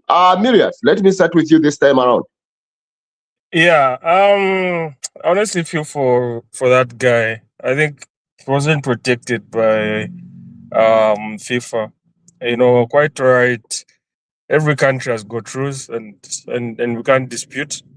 But that guy is well traveled, so I mean, it wasn't. I think sometimes the world is just not fair to Africans. And I don't know, because see, it's not just that guy. A number of supporters from is it Ivory Coast were also denied entry, you know, in America. So for me, that's a global stage. I honestly feel people should be allowed. So it's bad. It's bad. So I honestly feel for that guy. Yeah, that's my conclusion. It's a very sad development. Musman. At the end of the day, you know, Infantino, the FIFA president, should step down with immediate effect. That's number one. Number two, I think the World Cup has the most useless referees in the history of any World Cup that's being played. Because when you see that one of your own has been denied entry, every referee should have stood up and boycotted that. They will not ref any game. That's what they should have done. But America is given some sort of leeway. They're given some sort of whatever they want to do, they can do. And it goes down to the FIFA president himself, Infantino. He's a puppet. Imagine this happened in Qatar. Already British media, Western media, was making noise about the laws of Qatar that stated that no homosexuality is allowed in that country. They were already criticizing the Qatar World Cup, and yet it became one of the best World Cups to ever be hosted. But America can go and just do whatever they want. You know, taking away the referee, journalists, supporters, fans, that really want to watch the game, love their team, have been following their team from the qualifying stage up to the final stage, gone to every country. We've got fans that go to every country that their country is going to play. And you deny them entry. Or because America says we're not going to allow entry. This one, FIFA have made a mistake, and the president of FIFA should resign with immediate effect. If we recall the politics behind this, Infantino was only brought in because Sepp Blatter allowed a World Cup to be played in Africa. He allowed South Africa to host it, and USA lost that bid to South Africa. That hurt them, and they went and handpicked a puppet in Infantino to come and take over FIFA. And now that they've taken over FIFA, they have every right to do whatever they want to do, and they're doing it. This is seriously going to be the worst World Cup held by any nation. And America at any point should not be allowed to host any World Cup. This should have just been Canada and Mexico. And it should have ended there, and America should be done with. You cannot say Iranian, the Somali ref was grilled for 11 hours. 11 hours. You're just going to do a job, and you're grilled for 11 hours as though you're a criminal, you're part of a syndicate, just because of your country and where you come from. If Zambia was on the America's list and we qualified to World Cup, every Zambian today will be upset because Giannis Kasu hasn't been allowed into America, because Christopher Katongo has not been allowed into America, because we're on a watch list and he's suspect and he's been grilled for 11 hours. If we continue allowing America to bully the world, if we continue allowing them to even be part of football, then football is doomed. Otherwise, for me, at the end of the day, the FIFA president needs to step down with immediate effect. And I still call out all the refs at the World Cup and call them completely useless, because they should have all stood with their fellow ref. We are back to Evaristo, the one who was brought to the topic. What's your view over the issue, Evaristo? I was very disappointed with FIFA. Very disappointed with FIFA. They never protected the guy. Because even before the World Cup, referees that were going to officiate at the World Cup, they could have engaged the American government area. You know, sometimes you bend the rule here and there. But like Musa said, the guy was interrogated, I don't know if it's 7 or 11 hours, as if it's longer to member of ISIS or member of Al Qaeda, when it's just a guy who's just coming in to come and do the job. And then it makes me think, to the board or the association of referees, one of your own is being victimized, and then you just sit there and watch without doing anything. So that was bad. I feel even African countries that are participating at the World Cup, they could have lodged their complaint, lodged their displeasure, say no. We as Africans who have come here to participate at the World Cup, but one of our brothers has been denied access just because, by virtue of him being African, he hasn't committed any offense. All his paperwork are in check. He wasn't involved one in, but why? Just because Achoka Somalia. So even countries that are participating at the World Cup, they could have at least aired out their views to show that they are not happy that the Somalian guy was, and it's not only the Somalian guy, a lot of journalists have been denied. So it means even the coverage of the World Cup, it will not be that much as compared to these other World Cups, because these journalists, they want the game to be more interesting. Football is being played beyond the pitch. After the game, we want to hear the views, maybe Amusman, we want to go to Papeja and to read what is written. But can you imagine now that Bwezani has been denied access? Mosi has been denied access. So to me, this will be the worst World Cup game. And going forward, FIFA, when hosting such a tournament, you have to make these arrangements early. You engage with the government so that you come to a table and agree on certain things. Sizawama World Cup, whereby the fans, your country has qualified to the World Cup, like Ivory Coast.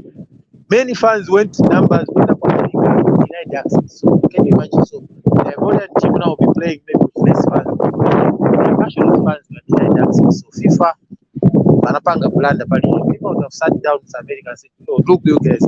Just like the way they did with Qatar. Qatar was very strong in terms of, how these in terms of the LGBTQ and then the alcohol and other things. They were very, but they were made to relax their laws just to accommodate the World Cup. Said, you guys, this World Cup is only here for just a period of time.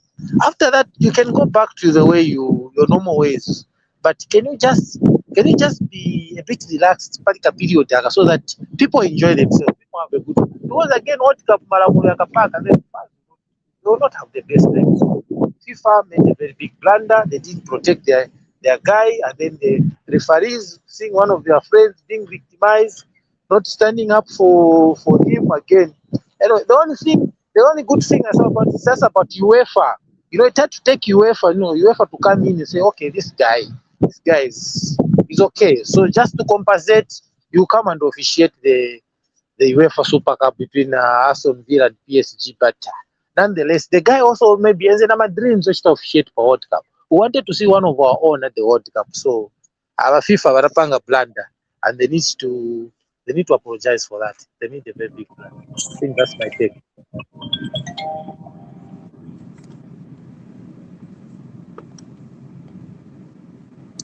Congo. Hello? Thank you very much, Evaristo. Nada kunchito, but I don't think it's a coco. Milias, your mic.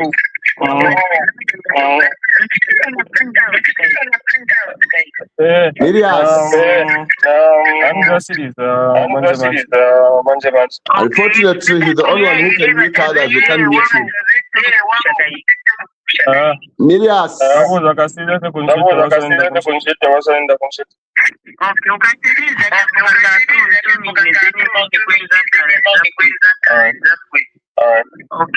Ladies and gentlemen, you are moved. Milias.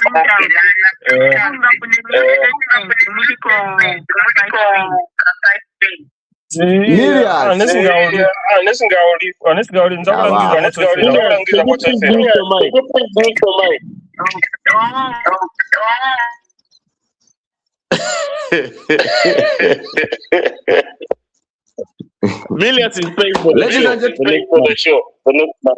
Ladies and gentlemen, before we quickly hear what these guys are going to be doing, let's just read some of the few comments. P. Sakara Pet saying supporting Mexico is one way of showing South Africa that we are not at international stage. There is time. There are times that you have to give up your brother when it is out of and such in the case. I don't know what you want. I don't know if you wanted to say out of hand. Okay, there's Manli Lu, and I said thank you, Musmani. FIFA is useless. Infantino is useless puppet. To Trump, America. My God, I hate this booty country. I wanted to say I hate this booty country with passion. All referees and officials working during the tournaments are cowards. FIFA president must resign. If South Africa are petty, we are going to be petty also. Those are some of the comments that are coming there. As we begin to bring down today's show to cross, I would like to thank our fantastic panel for a lively insight for our discussion today. Before we sign off, let's go around the table one last time. In just a minute, each one of you, please tell us what's on your football radar for the rest of the weekend. Which matches, which news, which stories are you following? And what are your final thoughts over this conversation today? Let's start with Musmani. Let's start with you. Well, of course, I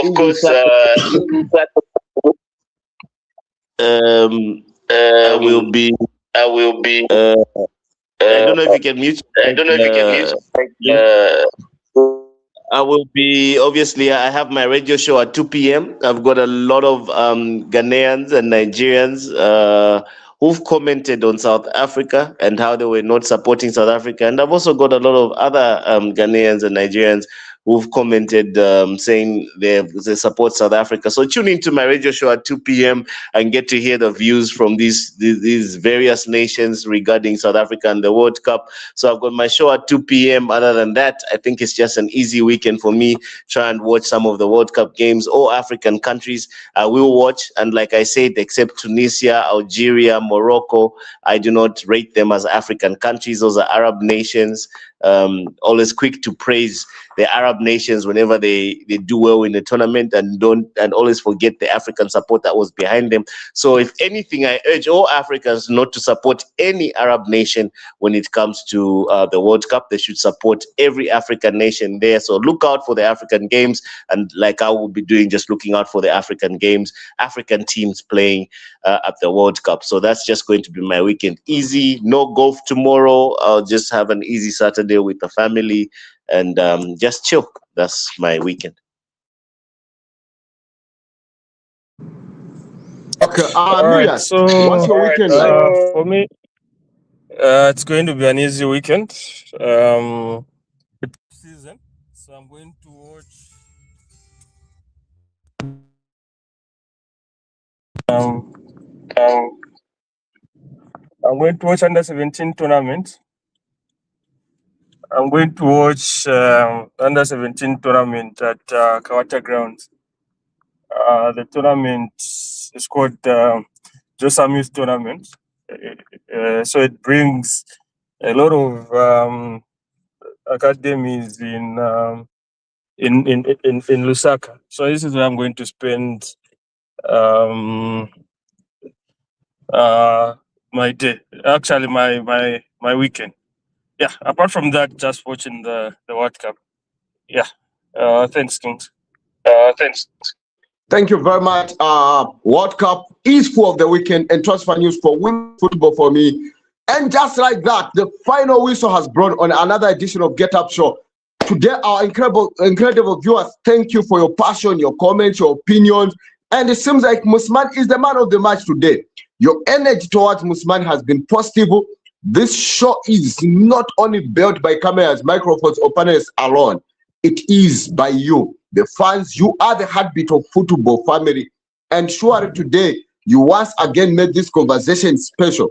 We would also like to apologize for starting late today than the scheduled time, which is 8 hours. Thank you for your patience, your loyalty, and for staying with us throughout the show. As the weekend football action continues, may your team win. May your predictions come true and make beautiful games for the World Cup.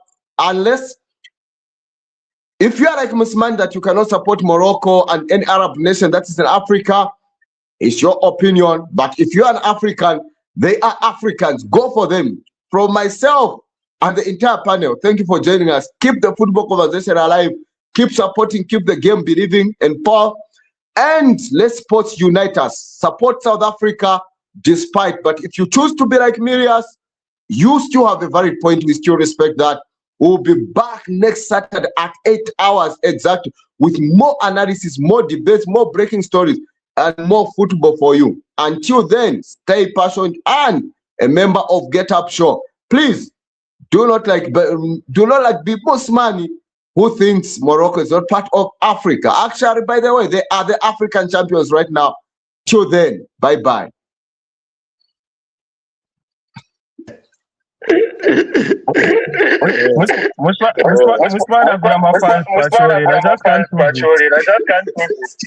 Because the comments that came in.